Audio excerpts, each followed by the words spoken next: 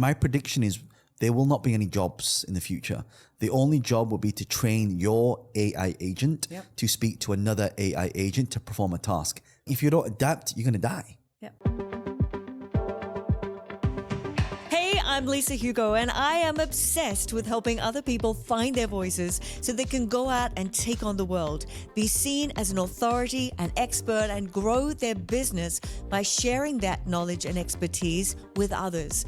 Now, I studied performing arts, and I spent 20 years of my career traveling the world as a professional singer-songwriter.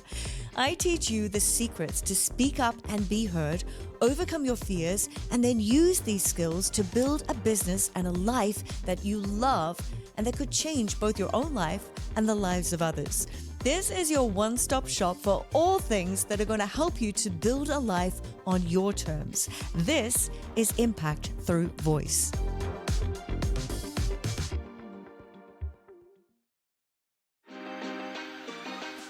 Well, hey there, and welcome back to the Impact Through Voice podcast. I'm your host, Lisa Hugo, and today I'm joined in the studio by the amazing John Lee.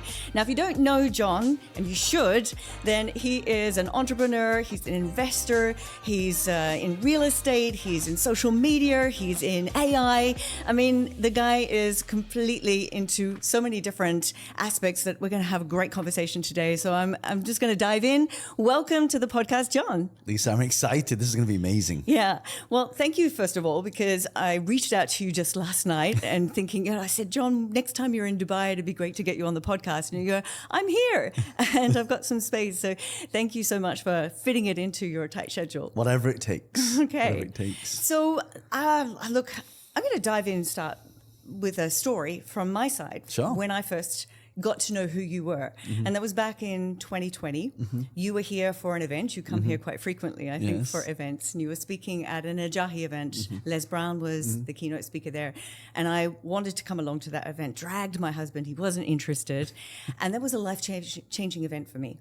It completely pivoted the way I do business, the way I work with my clients. It's made a complete future trajectory change for me. And you were part of that because I signed up for you. You were the first speaker. People were flocking to the front of the stage and wanting to work with you on social media. It was back then, social media growth. And so first I'll say thank you for being part of that journey for me. Well, thank you for taking action. I always appreciate it when people take the time out to learn because, life is not about constricting the knowledge that you have, because now it's the knowledge, the things that you know more of, and the better you are at it, the more you can achieve. So I'm also appreciative of you for taking action as well. Okay, well, here we are. And, who would have thought then that 4 years ago when I just saw you speaking from stage and then I went to a boot camp with you, that I get to have you in the room with me. It's a pleasure. Okay, so let's dive into, share with us from your perspective, who is John Lee? I am a father, entrepreneur, investor, and really my goal right now is to really take the knowledge I've learned over the last 20 years and just really share it with people around the world. Because one belief that I learned many years ago, and I shared this on stage when I was speaking here in Dubai, and it is the more people that you help, the more impact that you make, the more money that you make. So that means if you want to add value to your life, you must first add value to other people's lives. And this has been something that for me has always been playing in the back of my head, because sometimes when you do things, you don't know what's going to happen and opportunities come up. Literally, I don't normally really check my social that much. And because obviously I was at an event, people was taking pictures, they were tagging me, and I was like, okay, let's go into the DMs. And I saw your message. You're like, hey, John, I attended one of yours. Oh, Lisa, okay. Well, if you took action back, then I'm going to make time. Thank you. Yeah. So you come from a very different background to where you are now. Tell us about how you started. In business and entrepreneurship? No, before that, what got you into it? I started actually as a computer animator, and I went to school. I got a job, and I got so good at my job that my boss fired me from the job. At that point, I realized that I'm not going to let anyone point the finger at me and say that you're fired. So then I started to go, okay, what's the easiest business to start? And a lot of people kept talking about you should do this or you should do this, and I wasn't that smart. So I'm like, okay, let me just do something easy. So what's easy? Buy a house and just leave it, and then it'll go up in price. And that's exactly what I did. I started it. My first venture was real estate. was buying property low and selling it high and then renting it out and making money. In fact, one of the first properties I bought for 85,000 and I sold it for 185,000 and made like 3 years of my salary, my job in one shot. I'm like, wow, maybe I can do more of this. Over what course of time? That was 2 months. Oh, wow. Right, because I learned it. Whilst I was in my job, I would finish my job and then I would go to these networking events in the evening. And it's so funny because I showed it one time and I saw my friend Bal there. I was like, is that Bal? What's Bal doing here? So he was like my friend Animator, but I never knew that he was doing real estate as well. So we went to a seminar together and that's how I learned all the different strategies because, you know, if you want to learn, you must learn the strategies, but you must pay for the knowledge because if you don't pay for it, you don't pay attention. I agree. And I've seen by following you that you're a very big one on keeping yourself up to date and learning new skills, constantly growth mindset. Yes. Yeah. Yeah. So I also was listening to a podcast. We have a mutual friend, Spencer Lodge. Oh, yes. I was listening to that this morning and I heard that you bought 35 properties within six months. Yes. And I'll tell you how I did it. So do you know people, they think they need money to buy a house?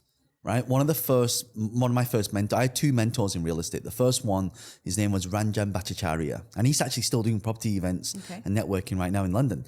And then the second one was a guy called Ying Tan, and he was a broker. So one thing I learned is you need to find people in the industry and then you need to find out, because if you want to achieve results, there's only 2 questions you ask.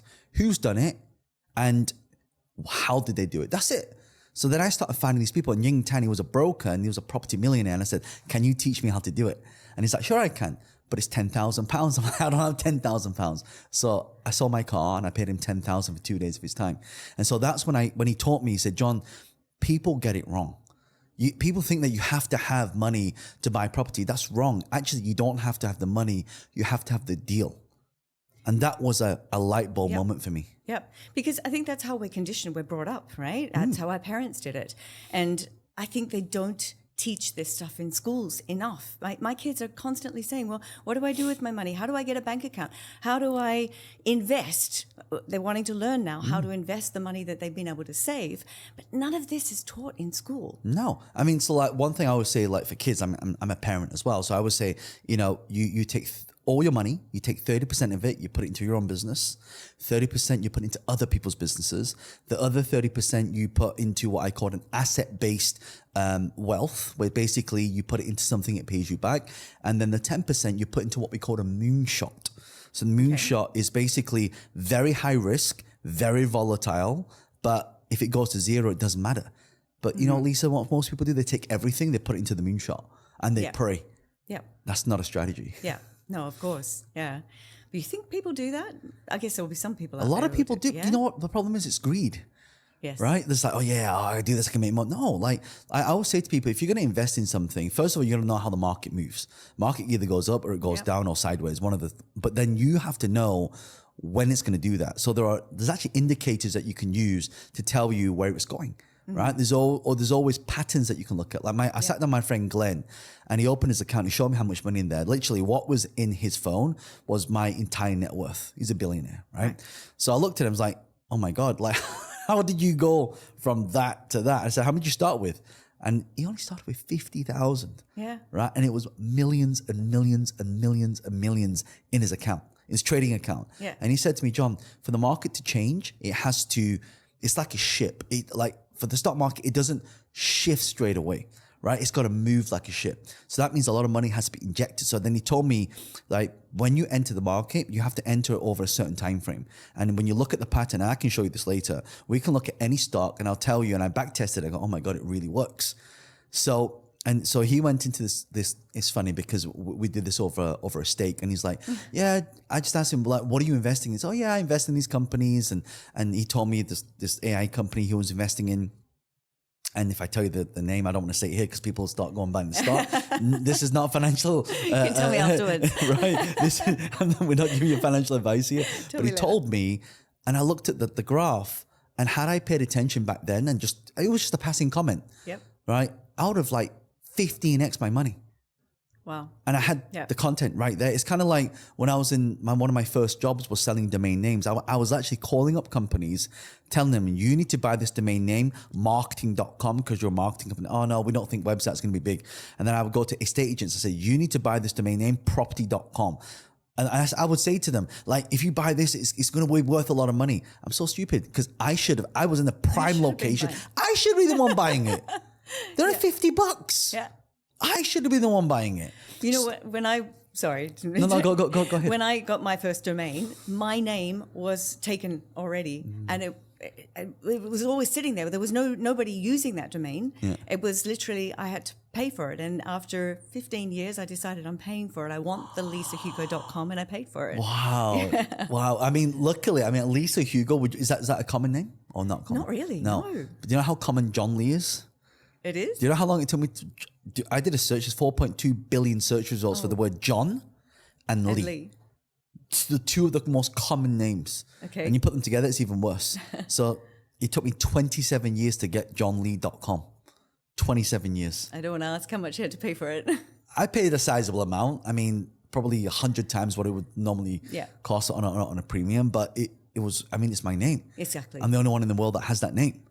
You know, with that domain. Exactly. Yes. Yeah. So definitely worth it. Yes. Well, it's intrinsic value. That's the way I look at it. Yeah. I want to talk about the new generation and the way that they are thinking, and do we still need degrees with the fact that we can now do so much by learning online? And I think there is a new trend moving towards learning online, self-guided. What's your thoughts on the new generation? You've got a daughter. Yes. So, the amount of conversations I'm having with people of people taking the kids out of school to do homeschooling is crazy. I would say probably 50% of the conversations I have with parents is, I'm doing homeschooling. And it's interesting when I look at this, because I used to think school was a waste of time, a waste of money. Actually, school does have a place.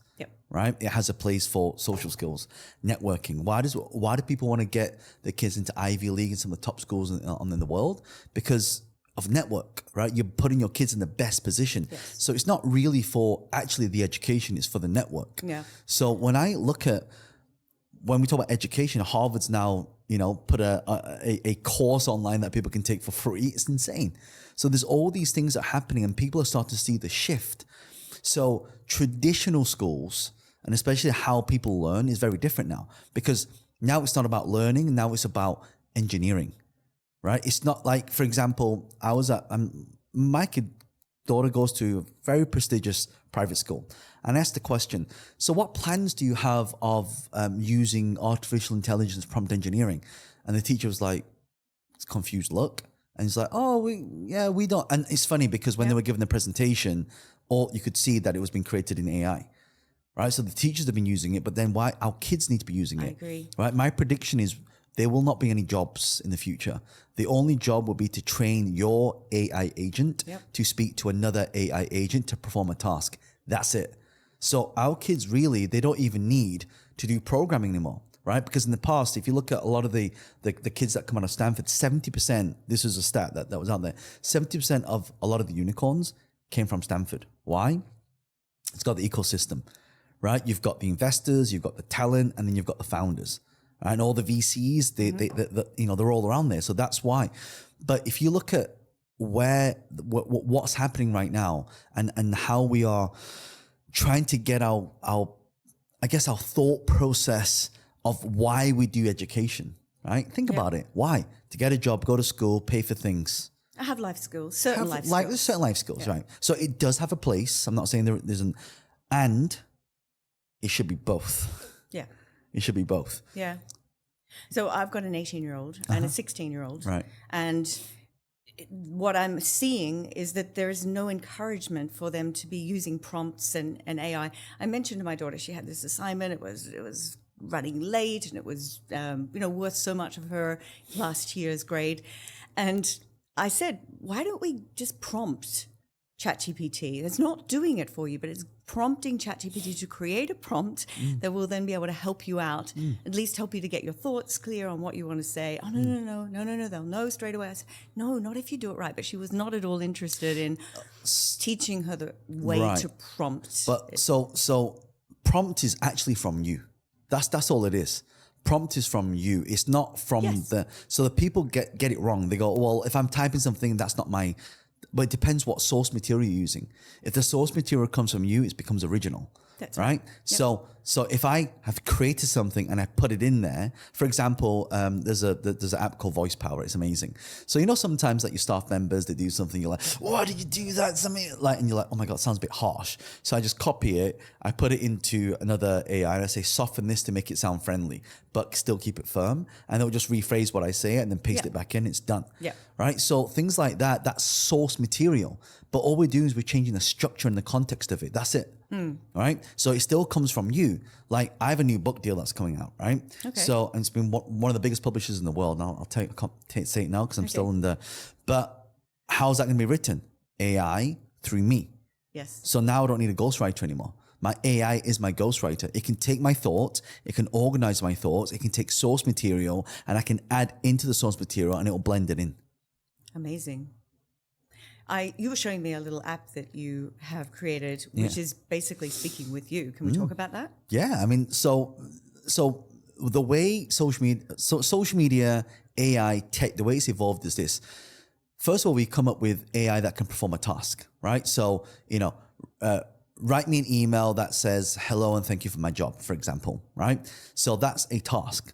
So we evolve from tasks to now agents that can perform a series of tasks, right? So for example, I don't really like email. I don't know if you like email. I get a lot of emails, but you can have one agent that sits on your email that can take all of the emails that you've ever sent and reply to emails as your persona, because it's got all the what we call a knowledge base. Yep. So once you have a knowledge base, the knowledge base then needs AI to go into it to shift out all the things that would basically become what we call an LLM, large language model. All right. So we go from knowledge base to large language model, and then we have logic. And then you can put emotion on top of that as well, right? Or persona. So what's happening now is that when we have, and how AI is growing is we have tasks, agents, and then we have chained agents. So that means I can take the AI and I can chain them together. And once they're all chained together, it produces the AI organization. So let me give you an example, right? It's confusing. So, okay, let me do in simple terms. So let's say I'm doing marketing for my business, okay? I'll say, okay, ChatGPT, I'll come up with 10 ideas on videos that I should create for social media, right? So I've got 10 ideas, fantastic. Then I create videos on that, all right? And once a video is created, because now you can clone yourself. So you've got things like HeyGen, Synthesia, captions. Basically, I can do a 5-second video of you, and now it creates a clone, right? Problem is a lot of the clones seem really like robotic. Exactly. So then the next evolution of that, you've got AGI, right? So it's basically generative AI, which means it can learn from your past performance. Right. So now I give it expressions, I give it gestures. And the one I showed you just now, you're like, John, is that AI? I said, that's AI. Yeah, so that's the next evolution of your AI avatar. So that means I can say, take a script, here are the points, use my AI avatar, create a video on there, edit the video for me with lots of B-roll in there, and then go to each one of my social media accounts and post it at 9, 12, 5, and 10 o'clock at night, and bang, you've just replaced your entire social media part of your business. Gosh. So I am a big advocate for teaching people the power of their voice. Yes. And you have grown your entire business with the power of your voice. But what happens now? What happens when we don't need to be our own voice? That's my point, right? So the goal really is to make ourselves obsolete, because we don't want to work in our business. We want to work on our business. Yeah. Right. So I can be here with you having this conversation whilst my AI is now doing a lot of things for me out there. You see, now I can really start living instead of just existing. Yes. See, people, but it's by choice I love to do this because, like I said, I love to really give back. I love to tell people that what's possible. And when you see that light bulb, oh my God, you can do that. How come no one's ever told me? Yeah. Well, it's because there's difference between formal education and self-education, right? Formal education, you make a living. Self-education, you make a lot of money because you have an edge. You know things that exist that people don't even know they exist. Like people come to me and say, John, I got this project. I need to raise money for, I need a pitch deck. And it takes 6 months. I can create that entire pitch deck with their business model and projections in 5 minutes. Wow. Yeah. And I agree though. Yeah. All right. So, and it'll look professional. Yeah, so I was going to say this other pitch deck that took them 6 months is probably going to look nowhere near as good. Nowhere near as good. Yeah. Right? So for me, it's like, what's next? So what's next, Lisa, is the amplification of the voice.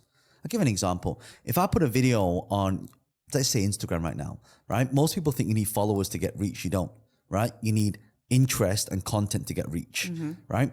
So the way you do it is, if I have one account that can get me 500 views, right? A fresh account with no followers will get me 300 to 500 views on average. So actually, when people go, well, how many accounts should I have? They only have one Instagram account. They should actually have 10 Instagram accounts. Okay. Right? Because and you'll see why in a second. If one account can produce 500 views, right? And I post every single day over 365 days, 500 times 365 is 182,500 views, right? Yep. Per one account. Yep. So if I times that by 10 accounts, I'm going to get over 1 million views for free. So if I have 1 million people, I get 1% conversion. That's your 7-figure company right there. Okay. And if I times that by 5 different accounts, TikTok, Snapchat, Facebook Reels, Instagram Reels, YouTube Shorts, I've multiplied that to about 4 million views and 1% conversion. And that's free. It doesn't cost anything. And you're using AI to put the content out there and publish it so you're not involved in it? Yeah. I'll show you a video later. Maybe you want to post it later. It's all edited on AI. B-roll, text, zoom-ins, overlay, everything. Like that. What about speaking podcasts? Obviously, this is in person. This is real. This is us sitting here real. This is no AI, right? But do you think even these moments will get replaced? Of course. You and I can be. Do you know that you can have an AI podcast now? So we take a video of you sitting there, video of you sitting me, right? And now this episode can be reproduced into 100 different types of episodes with my voice and your voice through AI, and someone just prompts a script for us to talk about it. So it can be done. It can also take, there's 3 cameras here right now. So normally it would take to edit a 1-hour episode, should take a team about half a day to a day to cut, right? I can put all this into AI and I can say, I'm going to edit it, cut to the video of the speaker when they're speaking. So when you're speaking, they will cut, you upload all videos, and it'll cut to you, and then it'll cut to me, and then every now and then it'll have us both, right, for the wide angle. Yep. So now you don't even need editors. I know. Isn't it getting scary though? It is, but it's getting more efficient. Yeah. That's what, it's not scary, it's efficient. People, and I got interviewed by Success Magazine, and one of the questions they asked me, there was a whole article on AI. And it said, John, do you think AI is going to take over people's jobs? And I said, no, it's not.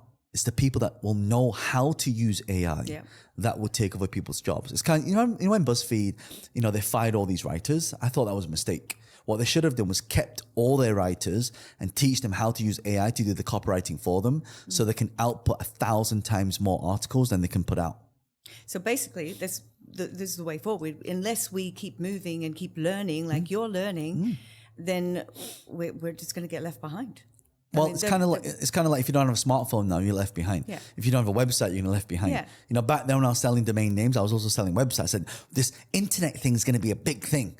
Right? So, no, I don't need that. I got Yellow Pages. Right? Those businesses no longer around. Yeah, exactly. Right? If you don't adapt, you're going to die. In business terms. Yes. Yeah. No, so true.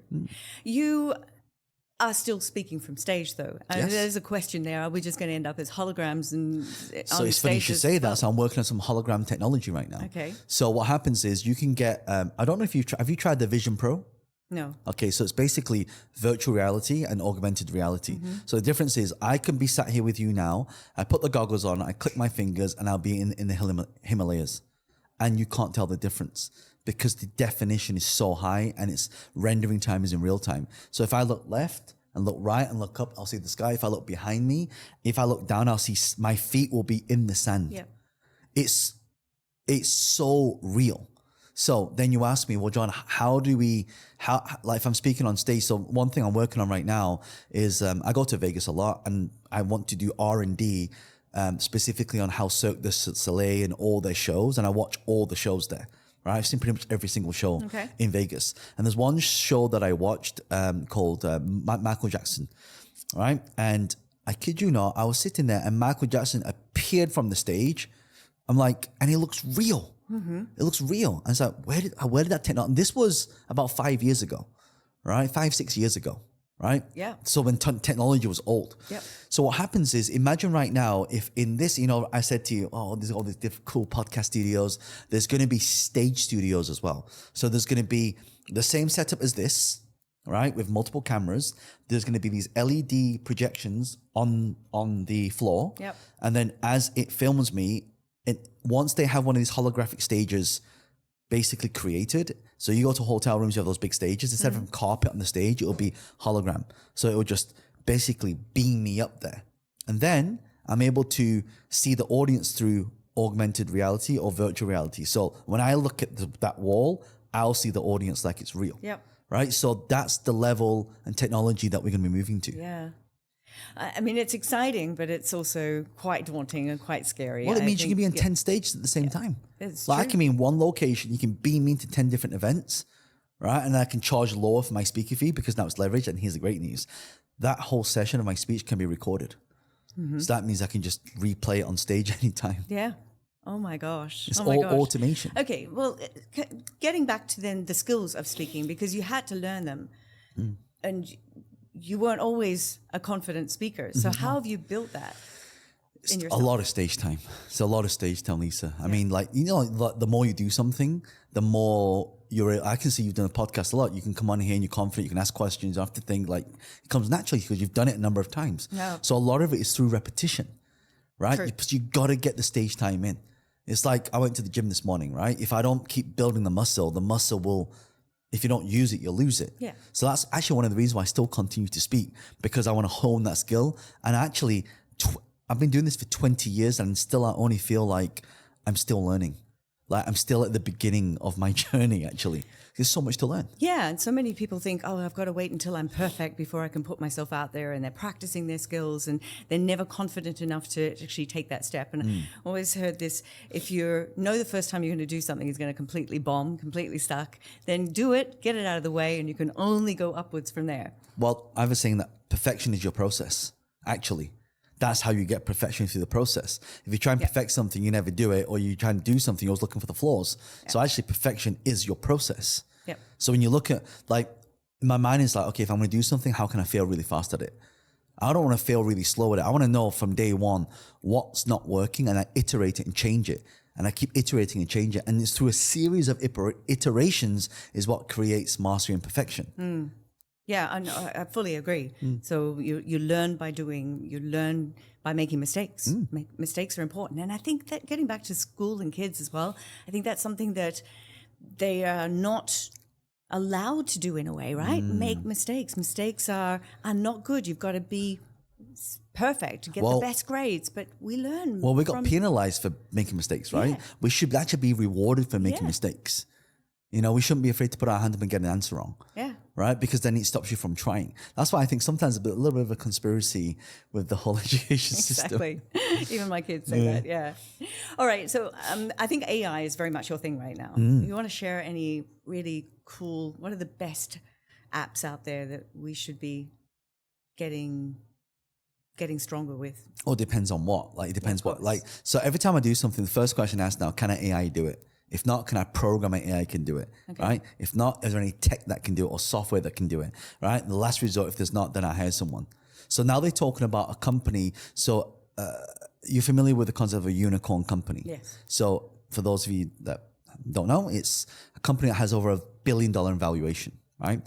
So typically in the past, you'd have to have thousands of employees to be able to achieve that level of valuation. Now you need three people with a series of AI agents and combined creating an organization that can create that level. So in the future, there will be teams less than 10 people that'll be worth over $1 billion in valuation. Wow. It's incredible. So it depends what people want to do.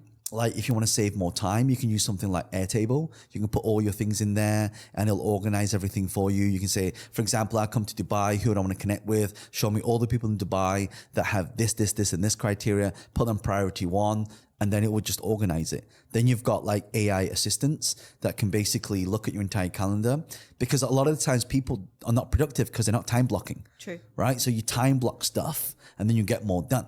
Right? So then AI can look at all your tasks and then it can say, do this, and this. It's so funny because I actually have to ask my AI what content I should be creating, but it's coming from me. So what happens is it takes my fuzzy thinking, organizes it into structure. Well, it basically becomes my COO. operations, right? So now I can create content plans. If people, and it depends what people want, like the specific tasks. Like, for example, if I want to, let's say I want to replace customer service, right? So one of the big things that people use is messaging, right? So they either use like WhatsApp or a Telegram or, one of these platforms, but you can't reply to like 1 million people, right? But now you've got WhatsApp and WhatsApp Business, and WhatsApp Business can be integrated with an AI called ChatRace. So ChatRace can basically have Llama or ChatGPT attached to it as logic and the LLM, and then you basically place all of your things in there. So someone says, hey, Lisa, I want to be in a podcast. So instead of you having to reply to people, you'll say, brilliant, I've got a podcast. Here's the studio. Here's the address. And pick here which slot and apply here. And then basically you can have your AI look through that application. Once it hits those certain criteria, you either accept or decline. Yep. So it can do all that stuff, but you got to take time to build it, right? So we can be using this in sales. Let's say we're taking sales calls with people, discovery calls, all of that. That's easy. That's easy. Like literally take your best salesperson, record all their calls, dump it into a knowledge base, and basically take your best salesperson and it'll be able to come all the objections. I already have that already. People like, oh, John, I want to attend your next mastermind. I want to attend your next boot camp. Brilliant. Here are all the things. And then you can be specific. Oh, John, I'm a wedding photographer. How's your program going to help me with that? Well, as a wedding photographer, you need to get, brides. You need to find all the people that are getting married. And get really specific at that. Then it will show them a testimonial of that specific case example. Is this voice or text based? What are we talking here? I can do either. I can do voice, I can do text, or I can do a phone call. Yeah, this is what I mean. Right? So if you use something like air.ai, it can basically become your sales agent.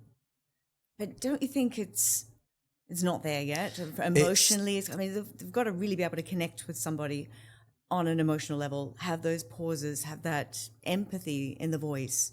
When's the last time you called American Express? Right?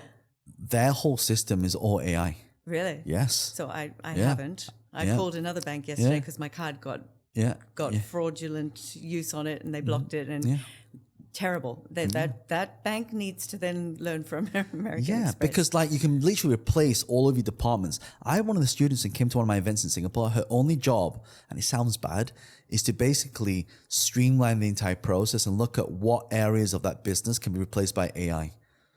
This is what companies are doing now. Yeah. That's why everyone's leaning down. When people talk about growth and scale, they will hire more employees. You actually want to shrink your company. Shrink your company with an A player, right? Get all the best A players in your organization. So you need, if you're the CEO, get a CMO, get your CSO, get your CTO, basically get your C-suite of A players and then wrap AIs all around them. That's actually what you want to do.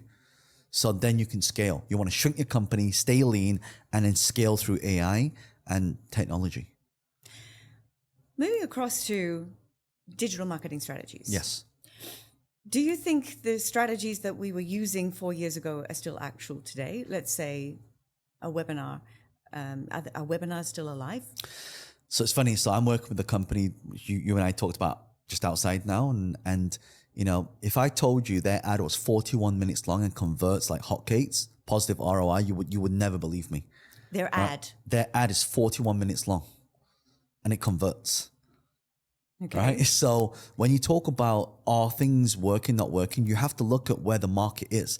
For example, what you'll realize is if you do online events and you're marketing on Facebook, your cost per lead is getting higher, your show rate is getting lower, and then your cost per transaction, the sales cycle is getting longer. Yep. Right? Yep. So it's where we are in the market right now. But if you look at during the pandemic, it was great. It was like 67% show rates. No one was really spending money on marketing. Conversions high. Everyone's stuck at home. They got a lot of disposable income. Yep. But then you look at economics, what's happening right now. So, with the government's changing things and new people coming in, new leadership coming in, you can't just look at one thing like the standalone. You have to look at what things affect it. So for example, AI now, content is really worthless now. It's not really worth anything because AI can do it all. It can replicate you in a second. So then what people are paying for, they're not paying for content. They're paying, the content is for free and your implementation is for a fee now.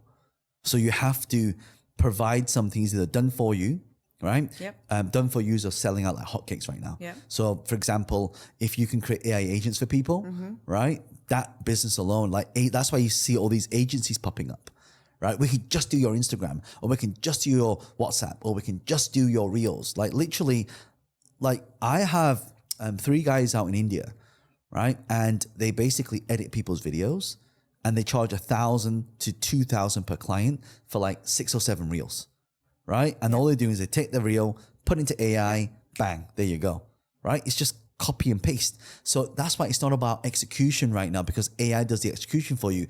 Now it's all about strategy. Yeah. What do I want it to do? Prompting means, what do I want it to do? So creating your own business models out of this, using the AI tool, charging people for it, because there are people out there who are still not going to be knowledgeable and keeping themselves up to date. So there's still going to always be the need for these services, and then making sure that you're staying up to date in what you're offering and how you're offering it, and you're through the AI. Well, it's always solving a problem, Lisa. Like I want to learn what the solution is and what pain points people have. Yeah. And then I just create an AI to solve the problem. Yeah. And then I have someone run the AI. You see, have you ever read a book called E-Myth? No, I Michael haven't. Gerber.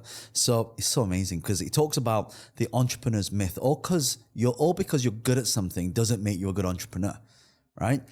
So it's like when people, they're a great marketer, but they're not a good business owner. So it's very different. Yeah. Right. So in the E-Myth, it talks about the system, right? So the AI now is the system, but the people run the system. So when people get things wrong, it's not that people get it wrong, it's the process of the system that's not set up right. Yeah. Because when you ask them, like I give an example. So someone on my team, they're in the marketing department, right? I was asking for like, why is it taking them so long to do this? So one thing you want to do is you want to get them to write down everything they're doing in that day, right? And monitor it for a week, right? So there's a really good app called Working Time. So basically every task that you do, you basically click start, and then when you finish it, you click stop, and you put what task you did, and it times every single thing that you've done, right? So she came back and I was like, why is it taking so long to put these ads up? She was spending 4 days on creative. I'm like, oh my God, like that process in there doesn't work, right? So now I can give that to somebody else, or now I can show an AI that can create. Now you've got AI where you can prompt engineer an entire sales video. If I want an ad, okay, so let's say I'm in Asia. I say, find me someone who is Chinese, create a script on XYZ, translate it into Mandarin, right? And post it on Facebook as an ad. You see? That when I figure out the process, then I can streamline the process. So how many people do you have on your team now? Less than 10. Okay. Less than 10. And so that has been reduced through the introduction of AI, or? Yeah, I got AI. I've got some freelancers as well that come in, but I have less than 10 people. And I'll show you how much income we're making later. Right? It like this stuff is it's all about systems and scale. Yeah. When you're able to system and scale, you don't want, I had a time when I was like 50, 60 employees, I don't want that, right? Because it becomes a monster, right? And then you're having to now feed the monster with, because what happens is you hire people, okay, your payroll goes up, and then your sales do go up as well. But what you'll find is that it's not directly proportional, right? So let's say you're spending X amount on salaries, you'd expect triple the amount of sales to come in. Doesn't work like that. It's incremental actually.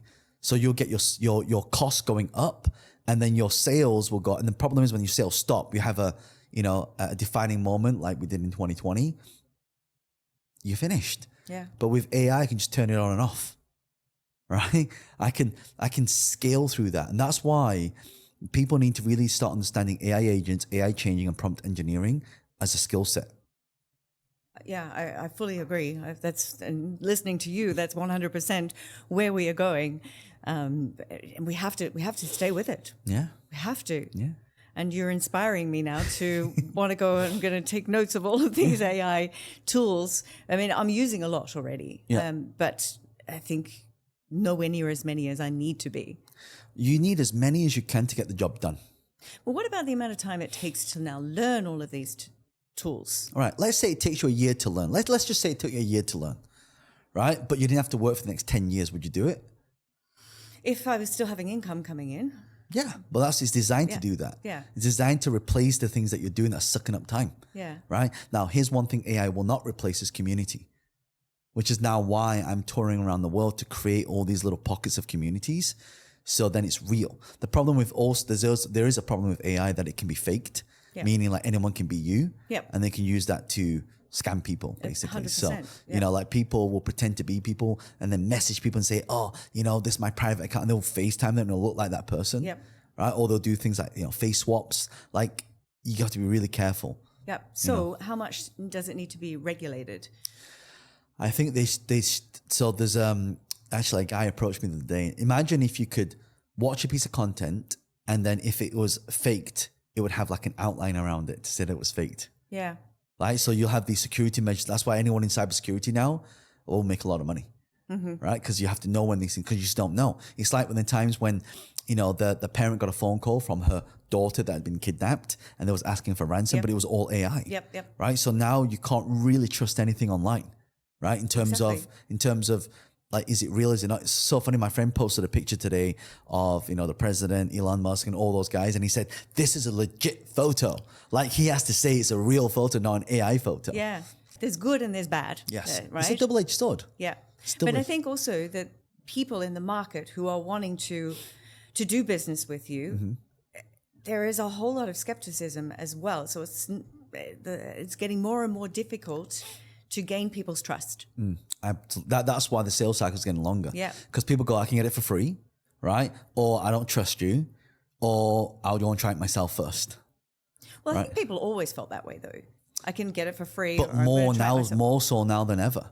Because AI agents, you've got Llama, Gemini, you've got Claude, GPT, you've got all these AIs that can pretty much do all your work for you now, right? I came across a program the other day that will allow you to, it builds your course basically for you, everything, including all the marketing and everything. Yeah, onlinecourses.ai. Onlinecourses.ai. Yeah, it's my friend. I was actually consulting them a little bit to show them how to scale it. Yeah, but that's frightening because for somebody like me, someone like John who's mentored me, we're out of business if too many people come across this and start using it. No, but don't think of it like that. Think of it as not taking it. It's like copywriters. Right? Like, it's not, you're not losing your job by doing that. It's basically amplifying you. Yeah. Right? So even though people know that it's done, look, human nature, you know this. It's like people know what to do, still not doing it. And people know that this thing can do it for them and still don't do it. Yeah. Right? People know that if they don't eat carbs, they're going to lose some weight. Yeah. Right? They know that if they go to the gym, that they're going to, you know, be in better shape than before. Yeah. Right? But does everyone do it? No. Right? So what does make people do it is the intention, it's your drive, it's your grit, it's what you want in life. So even though people know how to do, you know what people say to me? So John, I love your bootcamp, it was amazing. Right? I told them exactly step by step how to do it. And you know what they say to me? Can you do it for me? I'll pay you double to do it for me. Yes. It's crazy. That's human psychology. Yeah, that's true. And the way I look at it is like, people before, if you want to lose weight, go to the gym, work hard. Then it evolved to, hey, you want to lose weight, take this pill, right? Now it's evolved to, okay, I want to lose weight, take this pill, but I need to feed you the pill. That's the mentality of where we've gone to now. Interesting, right? Very interesting. So it evolves over time. I've been in this game for 20 years and I still, in my mind, I still haven't figured it out because it keeps changing. It's like a chameleon.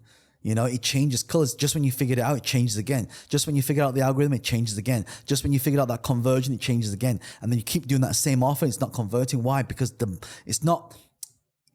environment has changed. But I think you're very unique.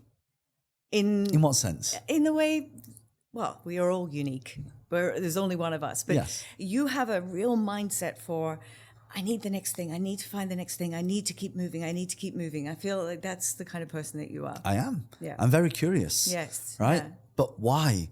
Well, first of all, I like to learn. Yeah. Right? That's one of the reasons I travel around the world. So I get to spend time with interesting people and having interesting conversations. That's why I love podcasts. Right? That's why when you message me, it's like, you know what? I can fit this in. Okay, let's do it. Yeah. Right? And then for me, it's about, you learn, one thing I learned many years ago is that you must learn before you earn. If you write the word learn down, Learn, take off the L, it spells earn, right? I say this in a lot of my talks because people instinctively know it, but they don't really know it, right? They just go, yeah, I get that. They get it at the surface level. But actually, what does it mean? So I showed you the post I made 1 year ago, right? Yep. And at the time, if students would have paid attention to that post, they would have made 10 times the money now from that one post, right? Because I said it, because I had the knowledge. That's one of the reasons why I invest in all of these tech companies. I invest in a lot of AI companies, a lot of Web3 companies, blockchain companies. Some of these companies are $1 billion valuation now, right? Why do I invest? Because actually most companies that you invest in, like VC model, most companies actually don't do well and they go to zero. The ones that do well, then you get the return. Yeah. But I want to see what is the latest, newest thing. It's kind of like it's kind of like I'm getting insight into the crystal ball of what's about to come. For example, I'll tell you now, fiat will be eliminated, right? It will be, why? Look at what's happening right now. When's the last time you bought a wallet or a purse? A long time. Long time ago. Yeah. Where's our wallet now? On our phone. Yes. Right? We double click, right? Yes, for everything. Your driver's license, everything. A double click, right? It's on your phone, right? So that means your wallet is now obsolete. I mean, people still buy them from time to time, but like you look at the application, it's a lot less. Then we look at, okay, currency, right? So what, like you log into your account now, you see how much money is in there. Okay, great. That's a dollar, that's a dirham, that's a pound, whatever it is. But if you went to the bank, if everyone went to the bank, try and pull the money out, they would not have enough money. That means most of the money doesn't even exist. So what is it? It's a digital currency. Yes. So then everything will be digital, and my prediction is everyone will have their own currency, also known as a token, also known as a point. How many times, I'm sure you've been to travel sites where you go and book a hotel or you book a flight and it says, would you like to use points, right? You've had that before? Okay. Yeah. Right? So I'm going to transfer 100,000 points to book my first class flight. Done. Right? Then it deducts the points. Yeah. All that is a token. It's that company's token. Yeah. Why do you think everyone's going cashless now? Because they're setting up plain for digital currency transaction. The new iPhone, I can tap your phone, transfer money from me to you. China now, you don't even need a bank account, right? You've got an app that you can scan a QR code and it would deduct money. So, well, John, don't people need a bank account if they're doing that? No, you have something called decentralized exchange. Yeah, I've heard about this. Yeah. Right? So this is what people need to really start understanding and thinking 10 steps ahead. Yeah. Right? Because when you get inkling into the future, right? By the time everybody's adopted, that's what we call mass adoption model, you've already been in the game. I was in AI 7 years ago, right? Way before ChatGPT got big. Yep. All right, we're running short on time. This has been so insightful, and I think everybody who's listening to this is going to go, "Wow." Okay, you're an avid book reader. Yes. Well, listener. Okay. As in, like, because I'm dyslexic, I don't read books, but I listen to books. Okay. Yeah. What are your top recommendations For business or personal, or just any? for personal growth? Personal small growth. businesses. Okay. Try not to read books that teach tactics or strategies all the time. I mean, I would say leave that as 20% of your tactics and strategies. What I like to listen to are autobiographies, right? Because why? It gives me an inkling into the thinking of people. For example, one of my all-time favorites is Steve Jobs, right? When I look at Steve Jobs and I read his autobiography, I look at how can someone create something that can really make a dent on the universe that you still talk about, that makes an impact to everyone's life and changes humanity. One, you got to be extremely, extremely obsessed with the process every single day thinking about it. Number two, you have to, like, it doesn't matter what you do in your spare time, you're still working on it. On his deathbed, he's still working on it, right? He's still working on it, right? You've got to be innovative. You've got to have some kind of genius. You've got to see things differently, right? And when I look at what he's doing, he's really doing something that is showing people something that they don't know what they want. So the question I always ask, and what I learned from that is, what do you know to be true that other people don't know yet? If you answer that question, you build $1 billion company. Second one is Bill Gates. Where do you know everyone's going to, right? You have to figure out where everyone's going to and get there first. Yep. So all these things that when I read these autobiographies, even with like Warren Buffett's one, right? It's so cool. Economies of scale. It's so simple. At the time when I watched the documentary and sort of listened to it, he's an investor in Coca-Cola, right? So if you look at Coca-Cola, they sell what at the time when I heard this, 82 million cans a day. They sell a lot more than that now, right? But you think about that, 82 million cans a day, times that by 365. If they just increase their price by 1 cent, Wow. Yeah. right? That's how companies create value. And that's when I understood that you don't need to have a profitable company for it to be value. Your company can be losing money and it can still have a lot of value. Yep. It's just very counterintuitive.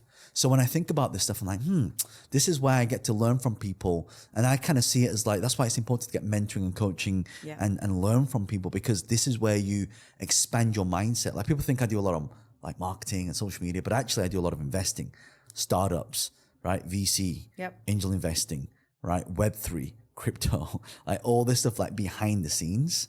But I call it business creates cash flow, but it'll make you rich, and that's great.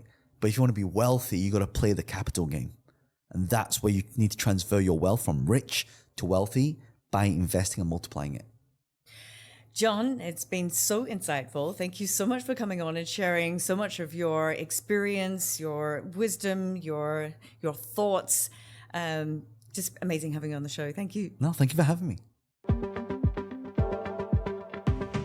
Thanks for tuning in to another episode of the Impact Through Voice podcast. Now, if you've reached the end of this episode, then it means you're enjoying the podcast. So I have a quick favor to ask. If you haven't yet subscribed, please go and do it now and even leave us a review, because it really does help us so much to reach more people and impact more people. And I would be very, very grateful.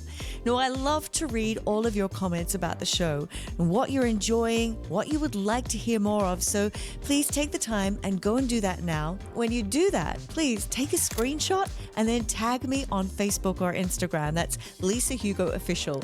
Now, I'm going to be sure to share your post, and I'm also going to private DM you with a thank you.